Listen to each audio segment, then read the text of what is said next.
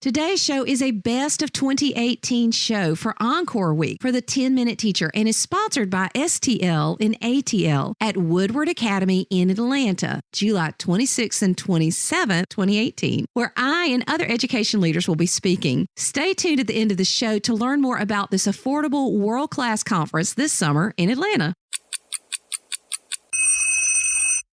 Today's episode is an encore episode, Maker Monday, how to start the week with creativity and purpose. The 10-Minute Teacher Podcast with Vicki Davis. Every weekday, you'll learn powerful, practical ways to be a more remarkable teacher today. Today we have with us John Spencer, co-author of two different best-selling books, Launch, and the other one is Empower, that he co-authored with my friend AJ Giuliani, who is also an awesome person. So, John, you have an idea of something that you used to do when you were in middle school. What is it? So this actually began when I taught self-contained. So I was teaching all subjects. And so I had kids, for a full day.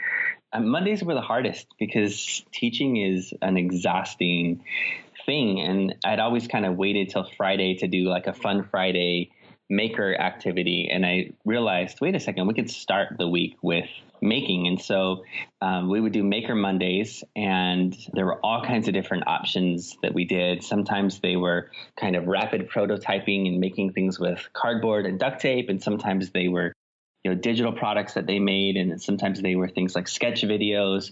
But we would always start every single Monday morning off with a Maker Monday.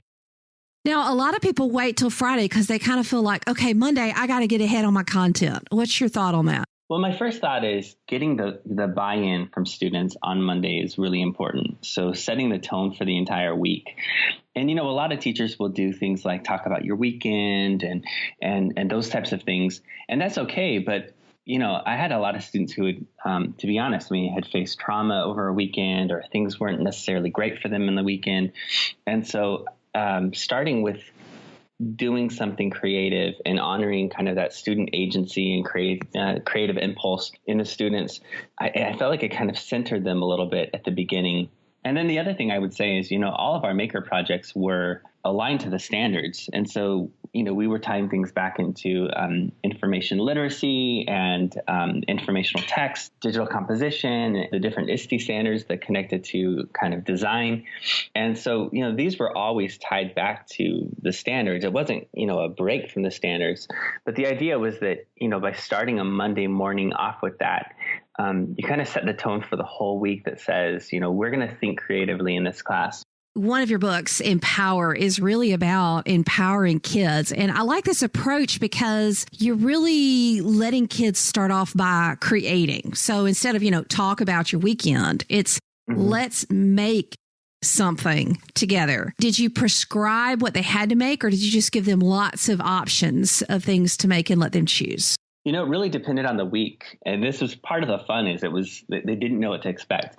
So one week they would come in and there would be a box of items, and we would do kind of a divergent thinking challenge of come up with as many different uses for these items. And then after that, they would have to build it. And so it was really at that point pretty prescribed. It's pretty tight, and they have to work within that creative constraint. And then another time they were kind of doing a mini design thinking project where they worked through the entire cycle, and I would tie it into what we were doing for reading. And instead of, working for 45 minutes, that might be 90 minutes. And then there were times where we did maker stations where I'd kind of set up things in the classroom in different areas, and they would come in and they knew that they could make work on whatever they wanted to work on. And so you might have students who, what they really wanted to do was, digital storytelling and blogging and podcasting. And then other students who wanted to do, say, circuitry or, like I said, cardboard challenges or working on their scratch games. It really depended on the week. I felt like sometimes having them all do the same thing built community, and that was really important. But then it was also really important to have those weeks where they had kind of free reign to choose what they wanted to do. And it was more about honoring their individual, student agency. If you could coach a teacher on how to pitch this to their administrator, what would be your elevator pitch if you were that teacher? Yeah. So, I would just say real quickly, I was never a formal, I was never a principal or AP. I did get the chance to be a tech coach and work kind of on that level. And now I'm at the university, but I understand principals care about certain specific things. They want to know that student engagement is high. They want to know the classroom culture is good, but they also want to know that students are going to do well on the test. And we felt that kind of pressure. And so I kind of came in and pitched it from a few different directions, and it really depended on the principal I had. And one was, we need kids to be innovators. We need them to be problem solvers. I would begin the conversation by saying, what do we want students to be? And, inevitably they would say, well, they need to be problem solvers, critical thinkers, all that kind of stuff. Well, this is a chance to begin the week with that. And then other times it was more about the chance to talk about how it'll prepare them for the creative economy. And I would say, look, design thinking and rapid prototyping and iterative thinking and divergent thinking, these things are all vital for the future of the kinds of jobs that kids are going to have when they're older. And then other times it was a chance to kind of prove that this was a hands-on way to make connections to the standards they were learning already. And so it was a chance to show, for example, that when they were doing the tiny house project, and that started as a Maker Monday activity, and then we actually kind of did it for 3 different days, but they had to design a tiny house.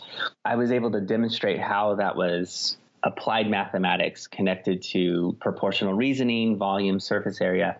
And once our test scores came in and they were, toward the top, if not at the top in the district, then I feel like I had that permission to be able to do that. So, but I do want to point out, it felt risky for the principal, and it felt risky for me. And that's one of the hard things about being a teacher is we do have to take those creative risks, and risk taking is always going to feel a little bit scary.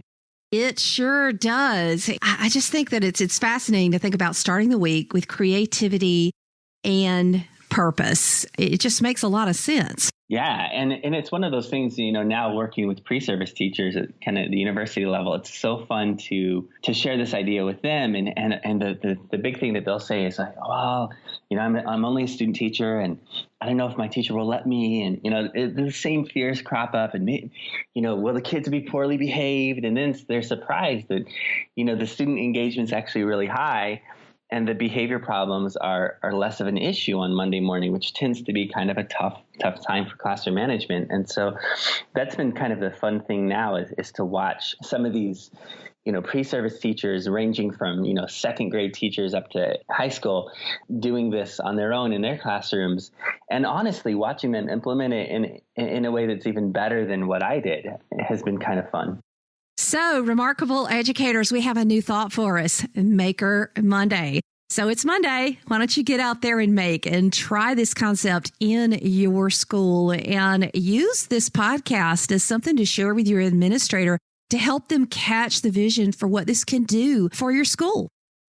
This summer, July 26th and 27th, I will be speaking with other amazing educators like Susie Boss, Janet Zanita, and many more in Atlanta at Woodward Academy's STL and ATL conference. Priced at $295, this all-inclusive event, of course, except for hotel and travel, is an incredible opportunity to engage and learn. But sign up now at stlinatl.com and join me in Atlanta this summer. Space is limited, so you'll want to go ahead and sign up. So I'll be speaking at ISTE in Akron, Ohio, and this conference in Atlanta this summer. So I hope we can connect.